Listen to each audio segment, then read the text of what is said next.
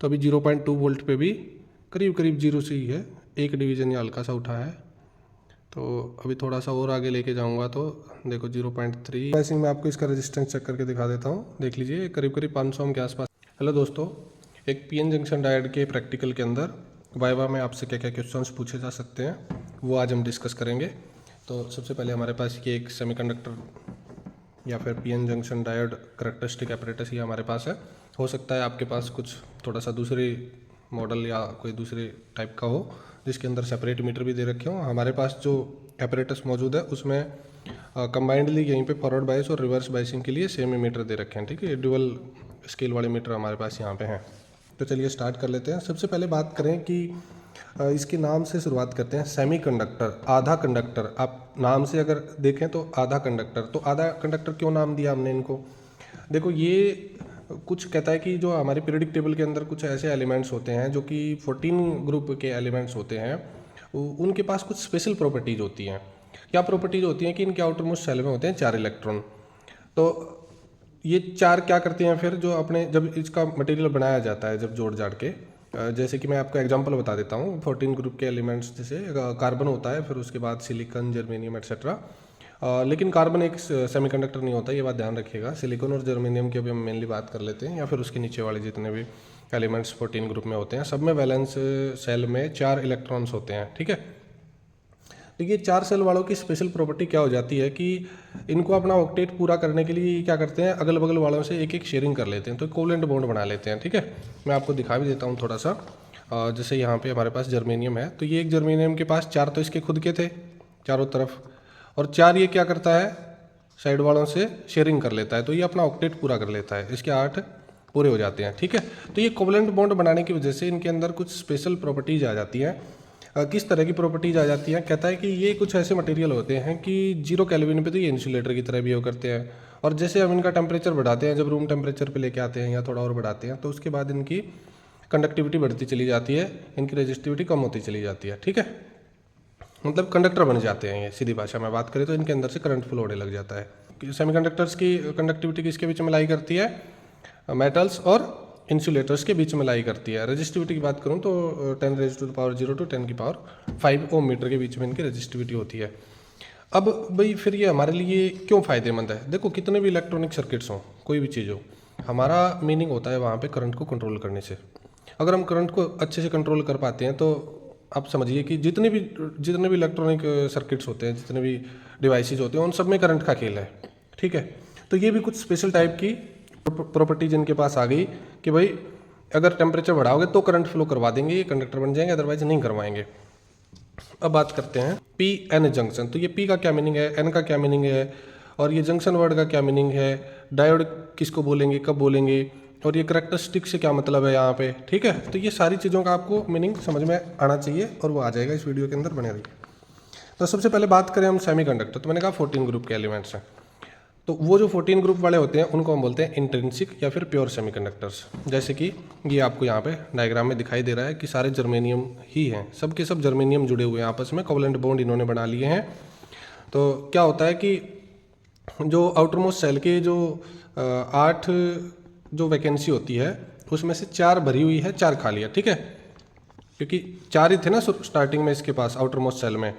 तो जब ये आपस में बॉन्डिंग बढ़ाते हैं तो उसकी वजह से क्या हो जाता है, ये भरे हुए और खाली वाले सेपरेट हो जाते हैं लेवल्स, एनर्जी लेवल्स। ये भरे हुए एनर्जी लेवल्स जो होते हैं इनको बोलते हैं वैलेंस बैंड, और जो खाली वाले होते हैं उनको बोलते हैं कंडक्शन बैंड। इनके बीच में थोड़ा सा गैप होता है जिसको हम बोलते हैं एनर्जी बैंड गैप।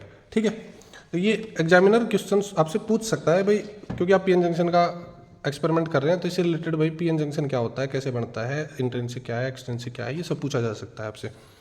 तो ये इंट्रिंसिक पता चल गया, 14 ग्रुप के एलिमेंट्स होते हैं, प्योर होते हैं, कोई इम्प्योरिटी ऐड नहीं होती है इनके अंदर, और सब ये जो इस तरीके से बॉन्डिंग फॉर्मेशन करते हैं। फिर क्या होता है जब हीट जो है मतलब इसको हम करते हैं, टेम्परेचर बढ़ाते हैं, तो कुछ बॉन्ड टूट जाते हैं। जैसे ये यहाँ पे एक टूटा हुआ बॉन्ड आपको दिखाई दे रहा होगा, इसमें ये बॉन्ड टूट गया, यहाँ से क्या हुआ, एक इलेक्ट्रॉन फ्री हो गया। ये इलेक्ट्रॉन फ्री होकर देखो यहाँ अलग से दिखाई दे रहा है, ये फ्री होकर कहाँ आ गया, इधर आ गया। इसको हम क्या नाम देंगे, फ्री इलेक्ट्रॉन का नाम देंगे। अब जहाँ से ये टूटा है जिस बॉन्ड में से, ये इलेक्ट्रॉन तो फ्री होके आ गया, इसको एनर्जी मिल गई, बॉन्ड से बाहर आ गया ये, तो वहाँ पीछे क्या छोड़ के आया, एक वैकेंसी। उस वैकेंसी को क्या बोलते हैं, होल। तो कोई पूछे कि भाई होल क्या होता है, तो hole is a deficiency of electron, मतलब वैकेंसी है वहाँ पे, इलेक्ट्रॉन की कमी है, उसी को होल बोला जाता है। ठीक है, ये लिखा हुआ है ब्रोकन कोवलेंट बॉन्ड। तो ये टूटा हुआ बॉन्ड था, ये वाले बिना टूटे हुए बॉन्ड थे। ठीक है, ये लिखा हुआ है कोवलेंट बॉन्ड्स। इनको वैलेंस इलेक्ट्रॉन्स बोलते हैं, जो बंधे हुए हैं। ठीक है, और जो टूट के बाहर आ गया वो क्या हो गया हमारा, एक तरीके से फ्री इलेक्ट्रॉन हो गया भाई। तो इस इंट्रिंसिक में क्या कमी थी? इसमें कमी ये थी कि सिर्फ और सिर्फ टेम्परेचर पे कंडक्टिविटी डिपेंड कर रही थी, तो बहुत ज़्यादा हमारे यूज का नहीं था। फिर हमने क्या किया, हमने इसमें कुछ इम्प्योरिटी ऐड कर दी। तो जब इम्प्योर हमने इसको कर दिया है, उसको बोलते हैं एक्सट्रिंसिक सेमीकंडक्टर। और वो होते हैं दो टाइप के। दो टाइप कौन सी टाइप? एक होती है एन टाइप और एक होती है पी टाइप। अभी बताऊंगा मैं आपको कि एन टाइप और पी टाइप कैसे बनेंगी। तो समझिएगा, यहाँ पे कहता है कि अगर आपने जर्मेनियम के अंदर, जर्मेनियम था ना, जैसे सिलिकॉन भी हो सकता है, जर्मेनियम भी हो सकता है 14th ग्रुप वाले, अगर इसमें आपने 15th ग्रुप की इम्प्योरिटी ऐड कर दी, तो 15th ग्रुप में कौन कौन से होते हैं, जैसे आर्सेनिक, एंटीमनी, बिस्मथ, फास्फोरस, अगर ये वाली इम्प्योरिटीज अगर आप ऐड कर रहे हो इनमें से कोई, तो ये जो बनेगा उसको हम बोलेंगे एन टाइप। और अगर आपने 13th ग्रुप की इम्प्योरिटी ऐड करी 14 में, तो हम उसके बोलेंगे पी टाइप। तो पी टाइप में क्या होता है, 13th ग्रुप मतलब 3 वैलेंस इलेक्ट्रॉन थे, तो 3 तो बॉन्ड भर गए, चौथा बॉन्ड खाली रह गया। इसके एग्जांपल्स क्या क्या हैं 13th ग्रुप वाले के, जैसे इंडियम, गैलियम, एल्यूमिनियम, बोरोन। ठीक है, ये सब एग्जांपल्स होते हैं। अगर ये इम्प्योरिटीज अगर आप सिलिकॉन या जर्मेनियम में ऐड कर रहे हो तो बनेगा पी टाइप, और अगर 15th ग्रुप की ऐड करी थी तो बनेगा एन टाइप। ठीक है, अब जब 15th ग्रुप के ऐड करते हो तो उसके पास वैलेंस शेल में 5 इलेक्ट्रॉन होते हैं, तो 4 तो ये बंध चुके हैं, 5वां लूजली बाउंड हो गया। तो ये 5वां इलेक्ट्रॉन यहाँ पे एक अपना अलग से लेवल बना लेता है just below the conduction band, जिसको हम डोनर लेवल भी बोल देते हैं। तो ये इलेक्ट्रॉन हल्की सी एनर्जी मिलते ही ऊपर चला जाएगा कंडक्शन बैंड में, और इलेक्ट्रिसिटी फ्लो के लिए ये रिस्पॉन्सिबल होगा। तो इसका मतलब कुल मिला के फ़र्क क्या पड़ा? देखो, पहले वाले में सिर्फ टेम्परेचर बढ़ाने पे हो रहा था, बहुत ज़्यादा टेम्परेचर बढ़ाना पड़ रहा था, तब जाके बॉन्ड टूट रहे थे, गैप बहुत ज़्यादा था दोनों का। वैलेंस बैंड से जंप मार के कंडक्शन बैंड में इलेक्ट्रॉन जाएगा, मतलब बॉन्ड से टूट के फ्री होएगा, ये मीनिंग होता है इसका। ठीक है, तो गैप बहुत ज़्यादा था, तो एनर्जी बहुत ज़्यादा चाहिए थी। यहाँ पे क्या हो गया, यहाँ पे कुछ इलेक्ट्रॉन आके बैठ गए, ये जो 5वां इलेक्ट्रॉन है, अब ये इनको थोड़ी सी एनर्जी मिलती है, ये फ्री होकर ऊपर आ जाएंगे, तो ये इलेक्ट्रिसिटी फ्लो में भाग ले सकते हैं। यहाँ पे क्या है, यहाँ होल की वैकेंसी, मतलब होल है, वैकेंसी है इलेक्ट्रॉन की, तो इसको भरने के लिए बगल बगल वाले कोई भी आ सकता है, तो उसकी वजह से होल्स का मोमेंट होगा। यहाँ होल ज़्यादा होंगे, इसमें इलेक्ट्रॉन कम होते हैं। ठीक है, मान लिया कोई बॉन्ड भी टूट गया साथ में, तो एक बॉन्ड टूटेगा तो एक इलेक्ट्रॉन और एक होल बनेगा। तो होल कितने हो गए? 2 हो गए, एक तो पहले से ही है, एक और टूट जाएगा, और इलेक्ट्रॉन कितना बनेगा? एक ही बनेगा, तो होल तो ज़्यादा रहेगा ना। तो पी टाइप में होल्स मेजॉरिटी होते हैं, मेजॉरिटी चार्ज कैरियर्स, और इलेक्ट्रॉन्स माइनॉरिटी चार्ज कैरियर्स होते हैं। और एन टाइप में आपके इलेक्ट्रॉन्स मेजॉरिटी चार्ज कैरियर होते हैं, होल्स माइनॉरिटी चार्ज कैरियर होते हैं। तो अब तक हमें क्या समझ में आया कि भाई सेमीकंडक्टर क्या होते हैं, और सेमीकंडक्टर की टाइप्स कौन कौन सी होती हैं। भाई एक तो प्योर है, दूसरे इम्प्योर हैं। और जो इम्प्योर होते हैं वो इम्प्योर में भी 2 टाइप है, फिर से एक एन टाइप है, एक पी टाइप है। और जो ये इम्प्योरिटी ऐड करने की प्रोसेस होती है उसको बोलते हैं डोपिंग। क्या बोलेंगे? डोपिंग। और जो इम्प्योरिटी एटम आपने ऐड करा है उसको बोलते हैं डोपेंट एटम। ठीक है, उनके एग्जाम्पल्स मैंने बता दिए। 15th ग्रुप वाले डोनर टाइप इम्प्योरिटी एटम्स भी बोल देते हैं इनको, क्योंकि एक एक्स्ट्रा इलेक्ट्रॉन डोनेट कर रहे हैं स्ट्रक्चर को, तो इनको डोपेंट बोल देते हैं। 15th ग्रुप वालों को इनके एग्जाम्पल भी बता चुका हूँ, 13th ग्रुप वालों के एग्जाम्पल भी बता चुका हूँ। तो क्या हुआ कि हमने एक साइड से कर दिया, मतलब यहाँ पे पी टाइप कर दिया और एन टाइप भी बना लिया। अब अगर एक तरीके से अगर हम इन दोनों को जोड़ दें, पी को और एन को, ठीक है, देखो 2 बनाए हमने, ये पी बनाया, ये एन बनाया, ये 15th ग्रुप डाला, ये 13th ग्रुप डाला, 2 टाइप के एक्सट्रिंसिक सेमीकंडक्टर बन गए पी और एन। अब अगर दोनों को किसी तरीके से हम जोड़ दें और ये जुड़ जाएं अच्छे तरीके से, तो हमारा क्या बन जाएगा? P N. और जो वो बीच वाली जगह होगी, जो जुड़ने वाली जगह होगी, उसको बोल देंगे जंक्शन, तो ये बन जाएगा पी एन जंक्शन। और अगर इस पी एन जंक्शन के दोनों सिरों से अगर हम वायर निकाल दें तो ये बन जाएगा हमारा पी एन जंक्शन डायोड। तो एक साइड पी होती है, एक साइड एन होती है, बीच में ये जो रीजन बनता है इसको बोलते हैं डिप्लीशन लेयर या फिर डिप्लीशन रीजन। ये थ्योरी में आप लोग पढ़ते हैं, वहाँ पे डिटेल में पढ़ लीजिएगा। देखने में कुछ पी एन जंक्शन डायोड ऐसा होता है। ये जो ब्लैक ब्लैक पट्टी सी दिखाई दे रही है, ये पी साइड होती है, और एक किनारे पे जो ये सिल्वर सा आपको लाइन दिख रही है वो एन साइड होती है। और ये जो मेटालिक एंड्स हैं, ये कनेक्शन जोड़ने के लिए 2 टर्मिनल दिए होते हैं दोनों साइड पे, मेटेलिक कॉन्टैक्ट है। ये इसका सिंबल होता है। ये जो ट्रायंगल है ये ट्रायंगल पी साइड को दिखाती है, ये दूसरी वाली एन साइड को दिखाती है। या सर्किट में देखिएगा ये पी साइड ये ट्रायंगल है, तो इसका मतलब यहाँ पे हमारा डायोड अंदर में नीचे जुड़ा हुआ है इस एपरेटस के अंदर। ये पी साइड होगी और ये एन साइड हो गई, ठीक है। तो अब जब भी हमें डायोड जोड़ना होगा तो हम ध्यान रखेंगे ये पी है, लिखा भी हुआ है पी साइड, और इधर ये जो लाइन है ये है एन साइड, तो ये अंदर में जुड़ा हुआ है। अगर खोल के दिखाएंगे तो हम आपको कुछ इस तरीके का होता है। दूसरी टाइप के भी होते हैं, कुछ स्पेशल टाइप के डायोड्स भी होते हैं, जैसे एलईडी के अंदर लाइट एमिटिंग डायोड, या फिर सोलर सेल, या फिर फोटो डायोड्स, या फिर जीनर डायोड्स जो कि वोल्टेज रेगुलेटर्स में लगते हैं। तो इतनी बात हमें समझ आ गई कि भाई पी और एन को हमने जब जोड़ा, वो जोड़ने की प्रोसेस भी सिंपल नहीं होती है, दोनों को अलग अलग नहीं जोड़ सकते हैं हम, वो एक में ही फैब्रिकेट करना पड़ता है हमें दोनों। तो चलिए, लेकिन हमने मान लिया हमने पी एन जंक्शन बना दिया, तो जब हम बनाते हैं इसको तो बीच में ये जो रीजन होता है ये एक रीजन बन जाता है जिसको हम डिप्लीशन रीजन भी बोल देते हैं, या फिर स्पेस चार्ज रीजन भी बोल देते हैं। तो ये रीजन में क्या होते हैं, इमोबाइल आयंस पैदा हो जाते हैं। इसकी वजह से ये एक फिक्टिशियस बैटरी की तरह मतलब वर्क करने लग जाता है ये बीच वाला रीजन, ठीक है। और जब ये जंक्शन बनता है तो इसमें होती हैं दो प्रोसेस, ध्यान रखिएगा।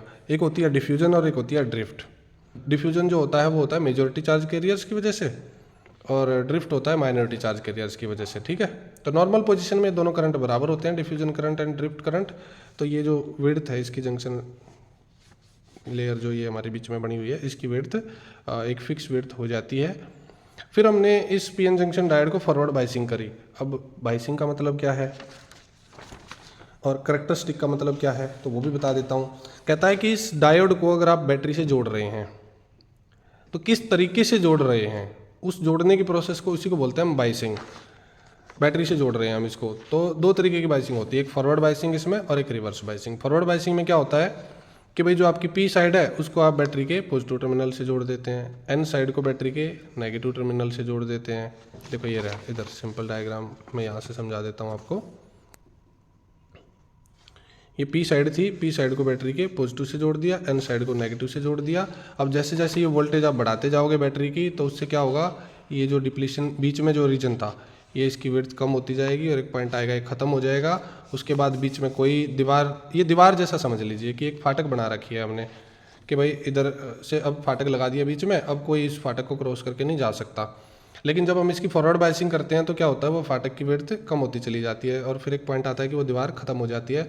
उसके बाद इसके मेजॉरिटी चार्ज कैरियर और इसके मेजॉरिटी चार्ज कैरियर उधर से उधर मूवमेंट कर पाते हैं, जिसकी वजह से करंट फ्लो कर जाता है इसके अंदर, और करंट अच्छा खासा होता है जिसको हम मेजर कर सकते हैं मिली एम्पेयर में हमारा ये करंट होता है, ठीक है।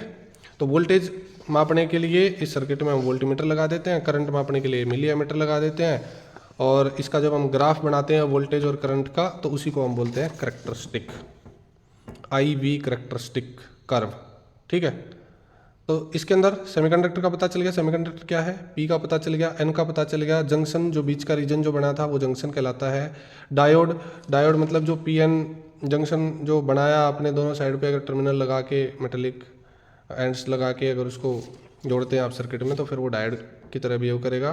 करैक्टरिस्टिक एपरेटस मतलब इसकी वोल्टेज और करंट के बीच का ग्राफ हम स्टडी करते हैं। वो ग्राफ मैं आपको दिखा भी देता हूँ कैसा ग्राफ होता है। ये होता है फॉरवर्ड बाइसिंग का, ये इधर वाला ग्राफ जो है, स्टार्टिंग में ये ग्राफ करीब करीब 0 रहेगा, फिर वोल्टेज धीरे धीरे जब हम बढ़ाएंगे, जैसे अगर जर्मेनियम से बना रहे हो तो 0.3 वोल्ट होती है इसकी कट ऑफ वोल्टेज, यहाँ से नी वोल्टेज, और अगर सिलिकॉन का बना रहे हो तो 0.7 होती है, ये बात याद रखिएगा।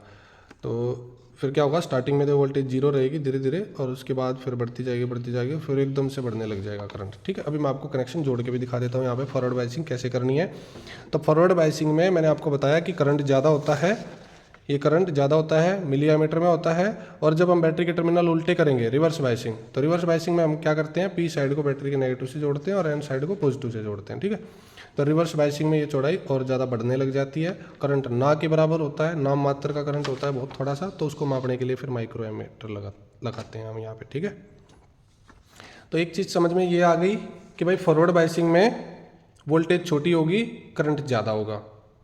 रिवर्स बाइसिंग में बैटरी बड़ी लगानी पड़ेगी, करंट बहुत थोड़ा सा होगा, क्योंकि सिर्फ माइनॉरिटी की वजह से करंट होता है, नाम मात्र का करंट होता है। मेजॉरिटी चार्ज कैरियर इस फाटक को पार करके नहीं जा सकते, इस दीवार को इसलिए जो माइनॉरिटी हैं जिनकी संख्या बहुत कम होती है तो वो माइनॉरिटी बस जा सकते हैं, तो उसकी वजह से करंट भी बहुत थोड़ा सा ही होता है। ये देखिए, अगर रिवर्स बायसिंग का ग्राफ आपको दिखाऊँ ये नीचे वाला, तो ये ना के बराबर करंट होता है, ये जो लाइन आप यहाँ तक देख पा रहे हैं।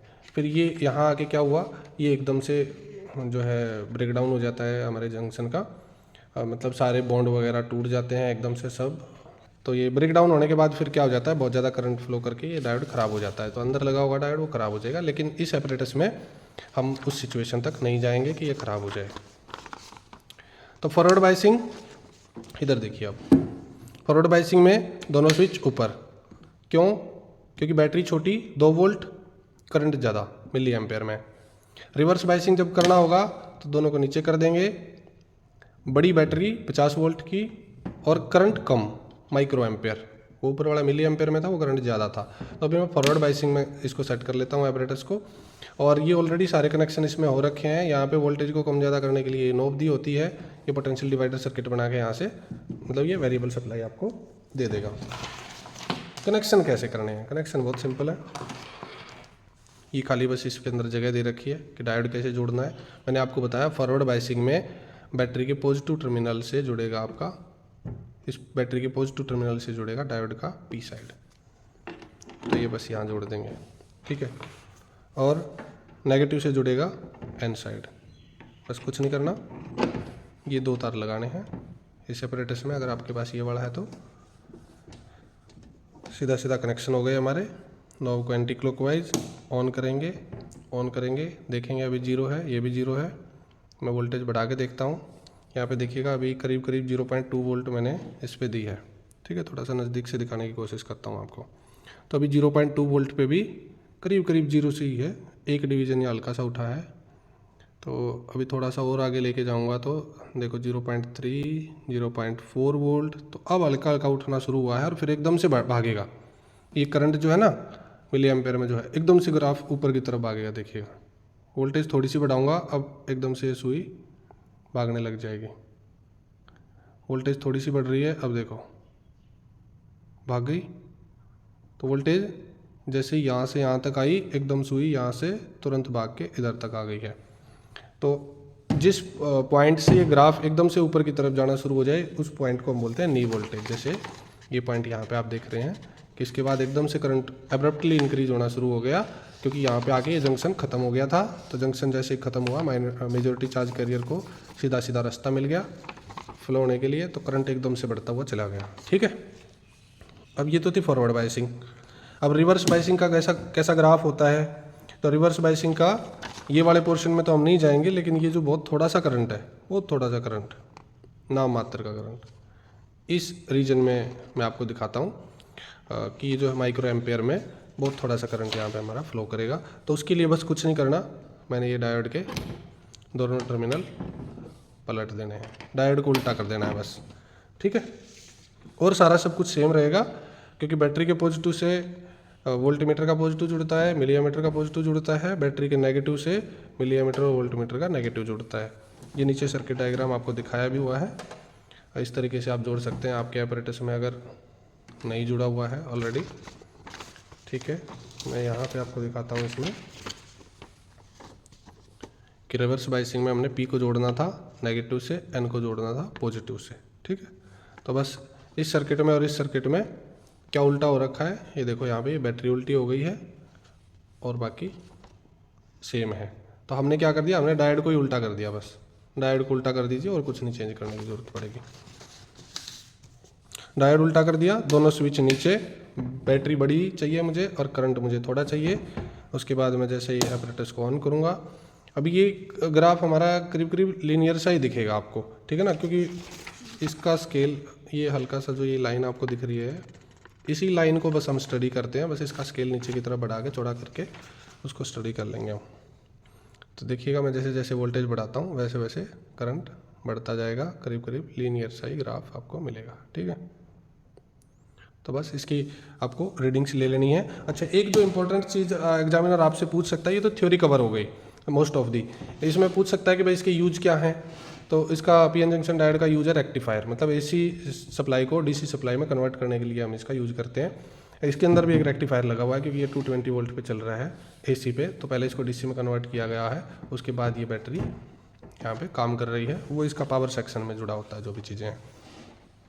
तो रेक्टिफायर जितने भी डिवाइसेज जो भी डीसी पे चलती हैं उनमें रेक्टिफायर लगे होते हैं, जैसे आपका मोबाइल का चार्जर हो गया या आपका इन्वर्टर हो गया, जो भी बैटरी को चार्ज करेगी चीज़ जो आपके घर में आने वाली बिजली से एसी सिग्नल से कन्वर्ट करेगी, उसमें जो है आपका रेक्टिफायर लगे होते हैं। ठीक है, जिन और डायोड मैंने बता दिया, वोल्टेज रेगुलेटर के रूप में हम जनरली यूज़ करते हैं। एलईडी लाइट एमिटिंग डायोड, हमारे घरों में जो आजकल एलईडी बल्ब आते हैं ना, उसके अंदर यही पीएन जंक्शन डायोड की स्पेशल टाइप की मतलब डायोड लगा होता है, वो एलईडी जिसको हम बोलते हैं। और सोलर सेल्स जो आजकल हम अपने घरों में भी यूज़ करते हैं जनरली जो छत पे, वो सोलर सेल्स की जो सेल्स होते हैं उसके अंदर भी एक साइड पी होती है एक साइड एन होती है, वो स्पेशल टाइप के जो है फैब्रिकेशन करके उसको इस तरीके से बनाया जाता है कि उसके ऊपर जब लाइट डाली जाती है तो फिर वो करंट पैदा करने लग जाता है, मतलब ईएमएफ पैदा करता है, तो हमारे घर में बिजली देने लग जाता है वो। ठीक है, तो कनेक्शन तो हो गए। अब मेन चीज़ यहाँ पे एक चीज़ पूछता है एग्जामिनर बहुत बार, वो आपसे पूछेगा कि भाई इसकी लिस्ट काउंट बताओ जरा मुझे, फॉरवर्ड बायसिंग में बताओ वोल्ट मीटर की लिस्ट काउंट, रेंज, ये सब निकाल के बताओ मुझे कैसे निकालोगे। तो देखो फॉरवर्ड बायसिंग, फॉरवर्ड में बैटरी कितने की लगी है, 2 वोल्ट। इधर देखो ध्यान से, ये हमारा 2.5 वोल्ट का वोल्ट मीटर लगा हुआ है, 2.5 वोल्ट मैक्सिमम ये मेजर कर सकता है। ठीक है, तो अब आपसे पूछा गया कि रेंज क्या है, 0 to 2.5 वोल्ट। लिस्ट काउंट क्या है, लिस्ट काउंट का मतलब होता है कि ये एक छोटा डंडा, 0 के बाद जो एक छोटा डंडा आ रहा है इसका, वो कितने को मेजर कर रहा है। तो आप ये देख लो कि 10 कितने के बराबर है, तो 10 इक्वल पार्ट कितने के बराबर है, 0.5 वोल्ट। 10 इक्वल पार्ट 0.5 वोल्ट के बराबर है, तो एक पार्ट कितने के बराबर हो गया, 0.05।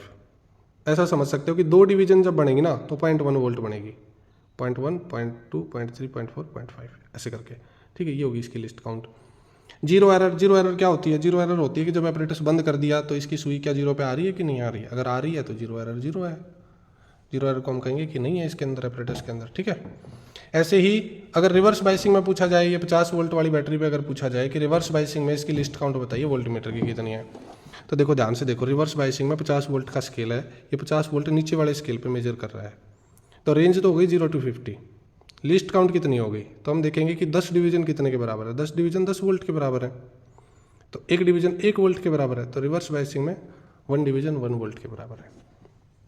ऐसे ही लिस्ट काउंट अगर यहाँ पे मिली एमीटर या माइक्रो एमीटर की मेजर करनी हो तो कैसे करेंगे, फॉरवर्ड बाइसिंग में हमारा करंट जो है, ये करंट है ऊपर मिली एम्पेयर में, तो ऊपर वाला स्केल है, ऊपर वाले स्केल पे ध्यान दीजिएगा 10 मिली एम्पेयर मैक्सिमम ये मेजर कर सकता है, तो इसकी रेंज हो गई 0 to 10 मिली एम्पेयर, और 10 डिवीजन 2 मिली एम्पेयर के बराबर है, 10 डिवीजन 2 मिली एम्पेयर, तो एक डिवीजन 0.2 मिली एम्पेयर ऊपर वाले स्केल पे। ठीक है, ये हो गई इसकी लिस्ट काउंट। और माइक्रो एमीटर की अगर कोई पूछे कि भाई रिवर्स बाइसिंग में जब हम माइक्रो एम्पेयर में जब हम करंट मेजर कर रहे होंगे तो उस टाइम पे एक डिवीजन कितने के बराबर काउंट होगी हमारी, तो ध्यान दीजिए नीचे वाला स्केल ये 100 माइक्रो एम्पेयर वाला इसमें नीचे की तरफ है, तो 100 माइक्रो एम्पेयर में रेंज होगी 0 to 100। और लिस्ट काउंट कैसे निकालेंगे, हम देखेंगे कि 10 डिवीजन कितने के बराबर, 10 डिवीजन है 20 माइक्रो एम्पेयर के बराबर, तो एक डिवीजन कितने के बराबर हो गई, 2 माइक्रो एम्पेयर के बराबर हो गई। ठीक है, तो ये आपका लिस्ट काउंट हो गई इसकी। अब ये मोस्ट ऑफ दी क्वेश्चंस जो पीएन जंक्शन डायोड पे, सेमीकंडक्टर डायोड पे हमारे बनते हैं, इसकी करैक्टरिस्टिक कर्व से रिलेटेड बनते हैं, वो मैंने आपको बता दिए हैं। जो आपसे एग्जामिनर्स पूछ सकता है, बाकी कनेक्शन करवा के देख सकता है, आपसे किसी रीडिंग को पढ़वा के देख सकता है कि बताइए भाई इसकी यहाँ पे ये 15 डिवीजन पे दिखा रहा है रिवर्स बाइस में, तो कितना होगा, तो 15 डिवीजन पे सीधी बात है 20 और 40 के बीच में 30 आता है, 30, या फिर 15 डिवीजन को आप 2 माइक्रो एम्पेयर से मल्टीप्लाई करेंगे तो 30 जो है आपका माइक्रो एम्पेयर आ गया रिजल्ट। तो इस तरीके से आपको रीडिंग्स लेनी होती है, उनका ग्राफ बनाना होता है, ग्राफ बनाने के बाद आपको स्लोप निकालना होता है। मैं आपको दिखा भी देता हूँ जो रीडिंग्स हमारे पास अगर हैं, तो मैं एक बार देख लेता हूँ, आपको स्लोप निकालना भी बता दूंगा कैसे है। ये देखो, ये हमारा एक्सपेरिमेंट है, IV characteristic to draw the IV characteristic curve of PN junction in forward bias and reverse bias, ये हमारा एक्सपेरिमेंट है। तो ये इसकी सारी फॉरवर्ड बायसिंग की पहले हमें रेंज, लिस्ट काउंट और जीरो एरर वगैरह लिखनी होती है, उसके बाद ये रीडिंग्स लेनी होती हैं जो कि मैंने आपको दिखाई थी। उसके बाद फिर हम इसका ग्राफ बनाते हैं। तो ये हमारा ग्राफ कुछ ऐसा ही आया था जैसा कि ग्राफ मैंने आपको यहाँ पे बताया था कि एक पॉइंट तक पहले तो जीरो रहेगा, फिर उसके बाद एकदम से बढ़ना शुरू हो जाएगा। तो ये हमारी न्यू वोल्टेज आ गई यहाँ पे। और जब ये ऊपर की तरफ जाके इस तरीके से ग्राफ जब जा रहा है तो यहाँ पे हम स्लोप निकालेंगे एक पॉइंट पे, डेल्टा वी और डेल्टा आई निकाल के डायनेमिक रेजिस्टेंस निकाल देंगे इसका। तो रेजिस्टेंस के लिए होगा delta we by delta I, divide करिए, सोल्व करिए, 143 ओम। ठीक है। और अगर आप रिवर्स बाइस में देखेंगे तो रिवर्स बाइस में भी उसी तरीके से आप इसकी रीडिंग्स निकालेंगे, वही लिस्ट काउंट वगैरह सारी मेजर करके, और ये हमारा ग्राफ जो है कुछ इस तरीके का आएगा। ठीक है। तो फिर यहाँ पे जब जो है हम इसका स्लोप निकालेंगे तो स्लोप निकालने के बाद हमें पता चलता है कि इसका रेजिस्टेंस जो है बहुत हाई है, मेगा ओम्स की टर्म में चला जाता है। यहाँ पे आप देख पा रहे होंगे 4 × 10⁵ ओम के रेंज में है। ठीक है। तो अच्छा खासा रेजिस्टेंस ये ऑफर करता है रिवर्स बाइस में। तो करंट ना के बराबर फ्लो करता है इसके अंदर, और फॉरवर्ड बाइस में ये अच्छा कंडक्टर बन जाता है। रेजिस्टेंस बहुत थोड़ा है इसका, रेजिस्टेंस यहाँ से देखा हमने। तो इसी वजह से हम इसको रेक्टिफायर के रूप में यूज करते हैं, क्योंकि जब इनपुट सिग्नल आता है, एक हाफ इनपुट सिग्नल आया, मान लिया पॉजिटिव हाफ आया तो ये कंडक्ट करवा देगा, और जब वहीं पे नेगेटिव हाफ आया तो ये रोक लेगा उसको, करंट को। तो एक ही डायरेक्शन में करंट आपका फ्लो करता रहेगा, पोलैरिटी चेंज नहीं होने देगा, और जिसकी वजह से हमारा एसी सिग्नल डीसी सिग्नल में कन्वर्ट हो जाता है। ठीक है। तो अभी मैं आपको इसको खोल के भी दिखा देता हूँ, जो हमारा डायोड इसके अंदर लगा हुआ है, और उसका रेजिस्टेंस भी मैं आपको चेक करके दिखाऊंगा। फटाफट मैं एक बार इसको ओपन कर लेता हूँ।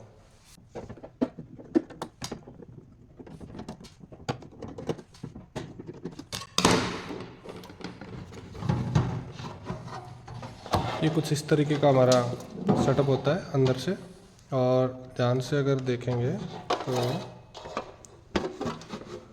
यहाँ पे दो तरह के पीएन जंक्शन डायोड लगे हुए हैं। देखो, एक तो ये ट्रांसफार्मर आ गया, तो ट्रांसफार्मर से जो सिग्नल आ रहा है वो पहले पावर सप्लाई में आ रहा है। तो ये जो अगर आप कंपोनेंट देख पा रहे हो, ये हमारा पीएन जंक्शन डायोड कंपोनेंट है। ठीक है। देखो, ये मेरे उंगली के ऊपर जो है, जैसा कि मैंने आपको डायग्राम में दिखाया था, वो उसी तरीके के जो है ये पीएन जंक्शन डायोड है। यहाँ पे ये एक रेक्टिफायर सर्किट बनाया गया है, रेक्टिफायर बना के यहाँ कैपेसिटर लगा के ये पावर सप्लाई के रूप में ये यूज किया गया है। ठीक है।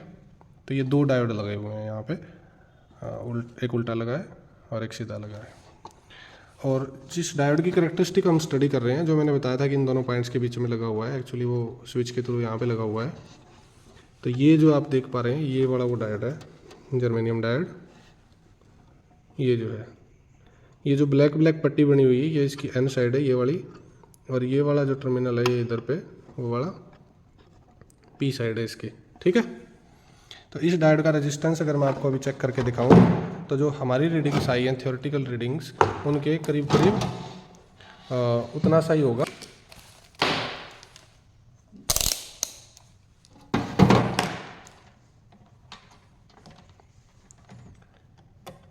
तो फॉरवर्ड बाइसिंग में आपको इसका रेजिस्टेंस चेक करके दिखा देता हूँ। देख लीजिए, करीब करीब 500 ओम के आसपास अभी दिखा रहा है, क्योंकि मैं मल्टीमीटर से चेक कर रहा हूँ ना। और हमने जो निकाला था वो 143 ओम के आसपास, वो जो है हमारा, जब हमारा जंक्शन रीजन ख़त्म हो जाता है तो उसके बाद जो डायनेमिक रेजिस्टेंस था वो वाला निकाला था हमने। तो जो आप पीएन जंक्शन डायोड का किसी भी डायोड का निकाल के देखोगे तो आपको कुछ इसी रेंज में मिलेगा, 300 ओम से 500 ओम या फिर 800 ओम के आसपास, इतना ही होता है। यहाँ पे जो और दो डायोड लगे हुए हैं, अगर इनका भी मैं अगर आपको निकाल के दिखाऊँ तो यहाँ दिखा देता हूँ मैं आपको। देखिए, अगर ये बताएगा तो, हाँ देखो, करीब करीब 700-800 ओम के आसपास जो है एक डायोड का दिखा रहा है। अगर दूसरे डायोड का भी अगर मैं चेक कराऊँ तो इसका भी कुछ ऐसा ही दिखा देगा। यहाँ पे 780 के आसपास दिखा रहा है, 779। रिवर्स बाइस में अगर हम चेक करेंगे तो ये बहुत हाई रेजिस्टेंस शो करेगा। मैं इसी डायोड का दिखा देता हूँ, जो ऊपर डायोड हमारा लगा हुआ है, इसको रिवर्स बाइस में लगाऊंगा तो ये बहुत हाई वैल्यू हमें दिखाएगा।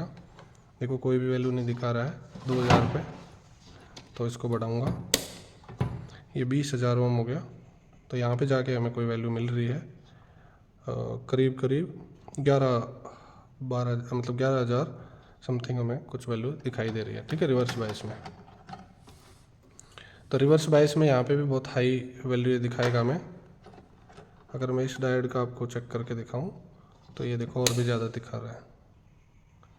ये यहाँ पे करीब करीब जो हमारी वैल्यू है,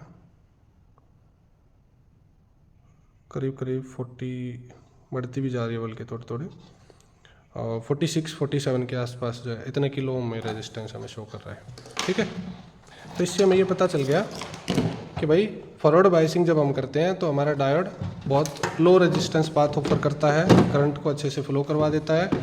और अगर रिवर्स बायस अगर हम करते हैं तो ये करंट को बिल्कुल भी पास नहीं होने देता, सेवरल किलो ओम्स में जो है हमारा रेजिस्टेंस इसका चला जाता है, जो इसको यूजफुल बनाता है जो है हमारे रेक्टिफायर के यूज़ के लिए। ठीक है, तो मोस्ट ऑफ द क्वेश्चंस जो आपसे पूछे जा सकते हैं वो मैंने यहाँ पे कवर कर लिए हैं, आपको बता दिए हैं। और all the best, thank you, have a nice day.